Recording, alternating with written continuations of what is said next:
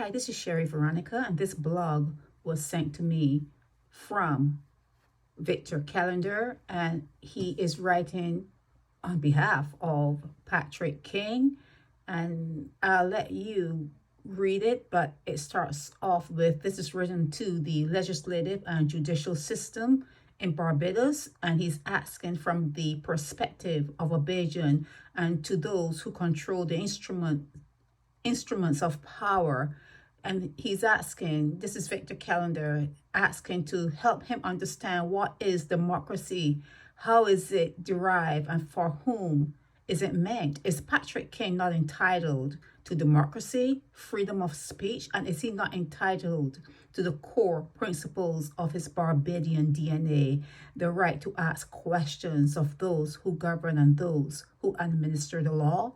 So he is speaking on behalf of Patrick King, and in the last paragraph, he is asking them to allow Patrick King the true democratic ideals assigned to him through the passage of time, the suffering of our ancestors, and yes, the democracy spoken of so eloquently by so many. Let Barbados not be a country of men, but a country of laws, not only meant for Patrick King, but for all Barbadians. And I have a problem with that last paragraph, especially when he says, let Barbados not be a country of men. Barbados is not a country of men. Barbados is a country of men and women, male, females, okay, male and female. And he talks about the law not only meant for Patrick King, but Patrick King sometimes thinks he's above the law.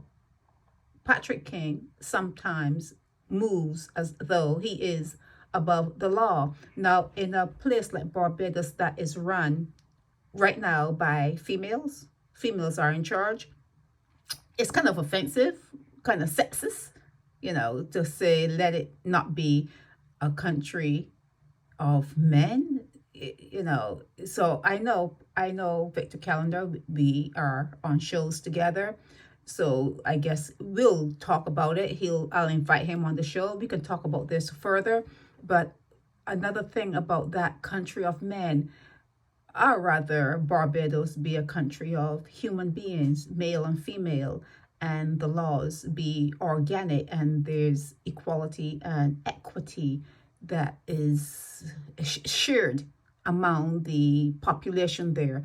I would hope that, and I would hope that Barbados I would hope that every Barbadian remember that it was a law to be enslaved.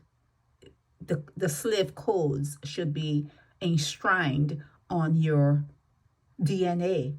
You should remember that it was legal to be a slave.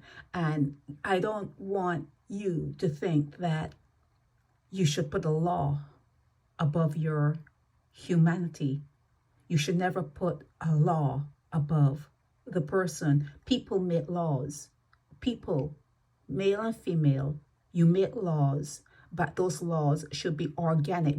Organic meaning pliable. They change along the way. They're not so etched in stone that they cannot change. They change along the way. They change along with time. They can change. And human beings should always be above the law. So let Barbados be a country of people who are fair, who understand equality and equity. Let it be that. And let your laws resemble you and come second to you. Okay? Because you need to remember, no matter what happens in the world, you in Barbados, you need to remember that it was legal to be a slave. They made slavery legal and it was law. So always remember that, and remember to put yourself and your kinfolk and your society and what you're building, put the people first. Put the people as a whole, not one person better. Put the people first, okay? So let Barbados, from my vantage point, let Barbados be a country of people who understand equality, who understand equity, who understand common decency, who understand their history, and put themselves first above any law. This is Share Veronica.